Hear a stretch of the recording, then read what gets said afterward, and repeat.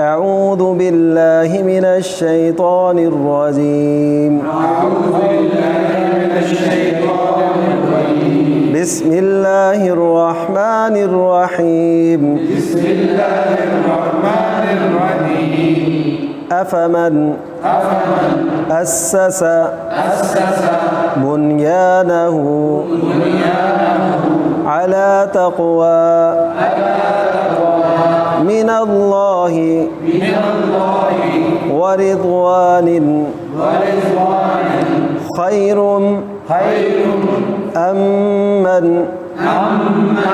اسس بنیانہ علی شفا جرف ہار فانہار به فی نار جہنم واللہ لا یہدی القوم الظالمین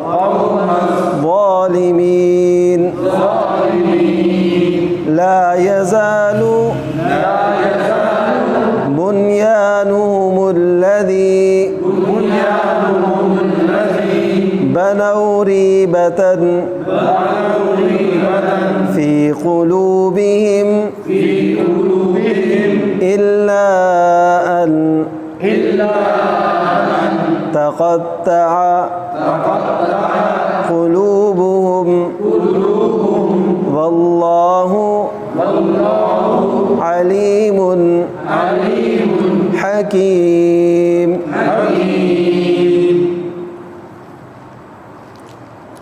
ٹھیک ہے، ایک دفعہ دیکھیے. افمن اسس بنیانہ علی تقوی من اللہ ورضوان خیر ام من اسس بنیانہ علی شفا جرف ہار فانہار به فی نار جہنم واللہ لا یہدی القوم الظالمین لا یزال بنیانهم الذی بنوا ریبة فی قلوبهم إلا أن تقطع قلوبهم واللہ علیم حکیم. افمن اسس، اب دراصل فرق بتایا جا رہا ہے کہ جو اللہ کی رضا اور اس کے تقوی پر جس کی بنیاد رکھی ہو اور جس کی بنیاد کھوکھلی جگہ پہ ہو، کوئی اس کا مقصد نہ ہو، نقصان ضرر اس کے علاوہ،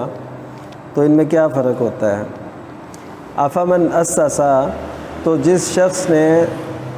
اسسا بنیاد رکھی، ٹھیک ہے، وہی اس سیسا تھا، یہاں پہ اسسا آ گیا. اس سیسا بنیاد رکھی گئی اور اسسا اس نے بنیاد رکھی. بنیانہ اپنی عمارت کی، بنیان کہتے ہیں عمارت کو. ایک بنیان ہم پہنتے ہیں اور ایک بنیان عمارت ہے. یہ ہے عربی میں، وہ ہے اردو میں. تو اس کا مادہ جو ہے نا بنا ہے، جیسے ہم کہتے ہیں نا یہ اس کے سبب، یعنی اس کے بنا پر یہ ہوا، تو یہ اسی سے اس کا ایک لفظ بانی ہے، ٹھیک ہے، بانی یعنی بنانے والا، اردو میں بھی استعمال ہوتا ہے. تو جس نے بنیاد رکھی اپنی عمارت کی تقوی کی بنیاد پر، من اللہ، اللہ تعالیٰ کے تقوی سے، ورضوان، اور رضامندی چاہتے ہوئے، خیر، وہ بہتر ہے، ام من اسس بنیانہ، یا وہ بہتر ہے جس نے بنیاد رکھی اپنی عمارت کی، علی شفا، اوپر کنارے کے، جرفن، کھائی کے کنارے پہ ہو بالکل، ہارن وہ بھی وہ جو گرنے والی ہو، ایک کھائی ہوتی ہے نا تو بالکل گرنے والی ہو، وہاں پہ کوئی اپنی جا کے بنیاد رکھ دے عمارت کی تو فن ہارا بھی، تو وہ اس کو لے ڈوبے گی فی ناری جہنم، جہنم کی آگ میں۔ واللہ لا یہدی القوم الظالمین، اور اللہ تعالیٰ ظالم قوم کو ہدایت نہیں دیتا، یعنی جو اپنے ظلم پہ اڑے رہتے ہیں، ڈٹے رہتے ہیں، جو ظلم کو چھوڑنا نہیں چاہتے۔ لا یزال بنیانہم الذی بنوا ریبۃ، ہمیشہ ان کی عمارت جو انہوں نے بنائی شک کی ان کے دلوں میں ہے، الا ان تقطع قلوبہم، مگر یہ کہ ان کے دل کٹ جائیں، یعنی ان کا زندگی کا خاتمہ ہو جائے، تو یہ ہمیشہ ان کی یہ صورت رہے گی، ان کے دلوں کے اندر شکوک و شبہات ہی جنم لیتے رہیں گے۔ واللہ علیم حکیم، اور اللہ تعالیٰ خوب جاننے والا، خوب حکمت والا ہے۔ ایک دفعہ پھر دیکھیے تو وہ شخص جس نے بنیاد رکھی اپنی عمارت کی اللہ کی طرف سے تقوی پر اور اس کی رضامندی پر، وہ بہتر ہے ام من اسسا، یا وہ بہتر ہے جس نے بنیاد رکھی اپنی عمارت کی علی شفا جرف ہار، اوپر کھائی کے کنارے کے جو گرنے ہی والا ہے، فنہارا بھی، تو وہ اس کو لے گرا فی ناری جہنم، جہنم کی آگ میں۔ واللہ لا یہدی القوم الظالمین، اور اللہ تعالیٰ ظالم قوم کو ہدایت نہیں دیتا۔ لا یزال بنیانہم الذی بنوا ریبۃ فی قلوبہم، ہمیشہ رہی ان کی عمارت، وہ عمارت جو انہوں نے بنائی اس میں وہ شک میں رہے جو ان کے دلوں میں ہے، ان کے دلوں میں جو شک ہے اس میں وہ گرفتار رہے۔ الا ان تقطع قلوبہم، مگر یہ کہ جب ان کے دل کٹ جائیں گے، یعنی کہ وہ جہنم واصل ہوں گے، دنیا سے جائیں گے، یہ ہمیشہ ان کی زندگی کے ساتھ ساتھ یہ شک اور یہ شک کی عمارتیں رہیں گی۔ واللہ علیم حکیم، اور اللہ تعالیٰ خوب جاننے والا، حکمت والا ہے۔ وہ یعنی دلوں کے احوال بھی جانتا ہے، کون پکا مومن ہے، کون کمتر ہے، کون پیچھے رہنے والا ہے، کون فاسق ہے، کون فاجر ہے، کون کافر ہے، کون زندیق ہے، کون مرتد ہے، تو یہ اللہ تعالیٰ سب کو جانتا ہے۔ تو حکیم حکمت والا اس لیے ہے کہ وہ چاہے تو منافقین جو تھے، یہ کوئی اللہ تعالیٰ کے سامنے ان کو ختم کرنا کوئی مشکل تو نہیں تھا، تو لیکن مسلمانوں کی آزمائش کے لیے، مسلمانوں کو چکنا رکھنے کے لیے یہ ہوتا ہے تاکہ مسلمان چکنے رہیں۔ اب بھی دیکھیے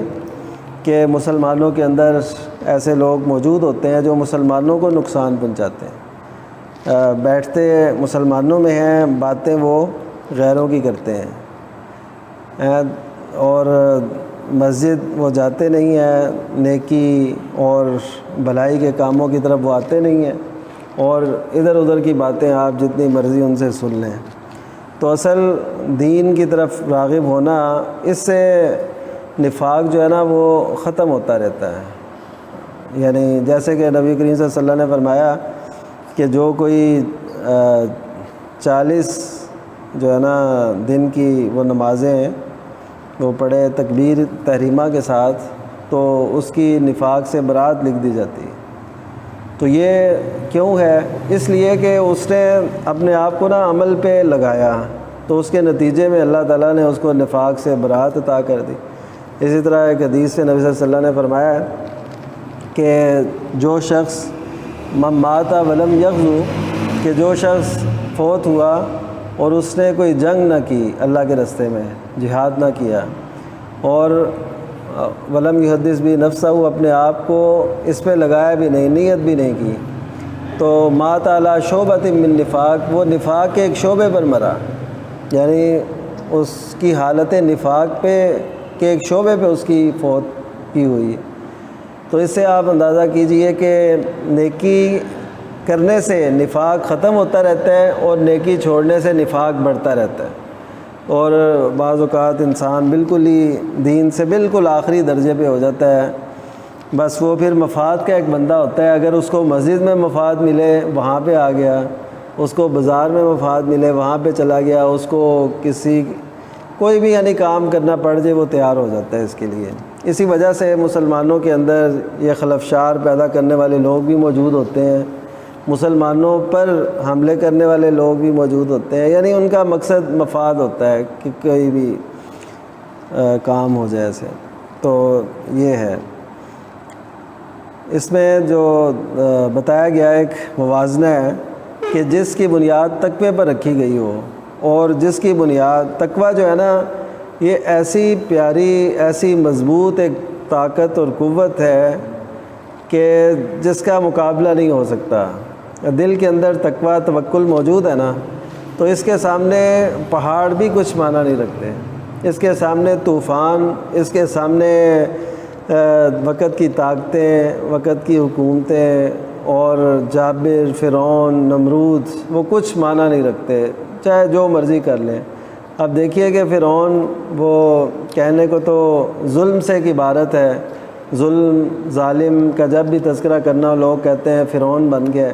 لیکن اس دور میں بھی تو اہل ایمان موجود تھے، اسی کے بلائے ہوئے جادوگر موجود تھے، وہ سب نے انہیں کہتا رہا، دھمکیاں دیتا رہا، تو انہوں نے ایمان تو نہیں چھوڑا نا۔ تو یہ جب دل میں اتر جاتا ہے تو یہ بہت معنی رکھتا ہے، یہ بہت مضبوط طاقت ہے۔ اس لیے اللہ تعالیٰ نے اس کے برعکس یہ نہیں فرمایا کہ جو ایمان نہیں رکھتے، بلکہ یہ کہا کہ ایک طرف وہ ہیں جنہوں نے اپنی مسجد کی بنیاد یا اپنی عمارت کی بنیاد تقوی پر رکھی، اور اس کے مقابلے میں وہ لوگ ہیں جنہوں نے اپنی عمارت ایسی کھائی کے کنارے پہ رکھی جو بالکل گرا ہی چاہتی ہے، گرنے والی ہے، تو وہ جب اس پہ تھوڑا وزن ڈالیں گے تو وہ گر جائے گی، اس کی کوئی حقیقت ہی نہیں ہے، کوئی حیثیت ہی نہیں ہے۔ تو اس کا مطلب ہے تقوی ایک طاقت ہے، تقوی ایک بہت اللہ تعالیٰ کا قرب کا ایک بہترین ذریعہ ہے، اور تمام عبادات سے مطلوب یہی تقوی ہے۔ تمام عبادات سے آپ دیکھ لیں روزہ، آپ دیکھ لیں حج، آپ دیکھ لیں قربانی، اللہ تعالیٰ نے فرمایا ابھی قربانی کے ایام ہیں کہ لن ینال اللہ لحومها ولا دماؤها، کہ اللہ تعالیٰ کو نہ تو گوشت پہنچتا ہے، گوشت تو ہم کھا لیتے ہیں، نہ خون پہنچتا ہے، خون تو بہہ جاتا ہے، تو اللہ کو کیا پہنچتا ہے؟ ولاکن ینالہ التقوی منکم، تمہارا تقوی پہنچتا ہے۔ تو وہ اس کا خیال ہمیں ہے کہ نہیں، لیکن اس پہ ہمیں ضرور غور کرنا چاہیے۔ تو تمام عبادات سے مقصود نہ تقوی ہے اصل میں، کہ بندے کے دل میں اللہ کا خوف آ جائے، تو یہ پیدا کرنے کی کوشش۔ تو اب ان مثالوں میں بھی اللہ تعالیٰ نے یہ فرمایا کہ تقوی پر بنیاد رکھیں۔ اس کا مطلب ہے کہ کسی بھی چیز کی بنیاد رکھنی ہے وہ تو تقوی پر، حتیٰ کہ شادی کی بنیاد رکھنی ہے تو وہ بھی تقوی پر۔ آپ کو پتہ ہے نا قرآن مجید کی آیات جو نبی کریم صلی اللہ علیہ وسلم نکاح کے موقع پہ پڑھتے تھے یا اپنے خطبات کے اندر پڑھتے تھے، تو ان میں تقوی ہی کا ذکر ہے، تینوں آیات میں، تینوں مقامات میں تقوی ہی کا ذکر ہے۔ تو اس کا مطلب ہے کہ کسی بھی چیز کی بنیاد تقوی پہ رکھی جائے تو وہ بہت شاندار بنیاد ہے، اس سے اچھی بنیاد کوئی نہیں۔ تو یہ ان آیات میں بتایا گیا۔ اور اگلی جو آیت ہے اس میں یہ فرمایا گیا جو آخر میں پڑھی ہم نے کہ منافقوں کے دل میں نا ہمیشہ شک وہ بڑھتا رہے گا، ایک شک کی عمارت قائم ہوتی رہے گی، اور شک کے اوپر شک، پھر آخر ان کی موت واقع ہو جائے گی، لیکن وہ شک سے نہیں نکلیں گے۔ تو ریبتاً یہ کس سے ہے؟ ہاں ریب، ٹھیک ہے، تو اسی سے ریبہ یہ اس کا اسم ہے۔ ہاں لا ریبہ وہ مصدر ہے اور ریبہ اسم ہے۔ تو تقطع جو ہے لفظ کس سے ہے؟ ہاں قطع، ٹھیک ہے۔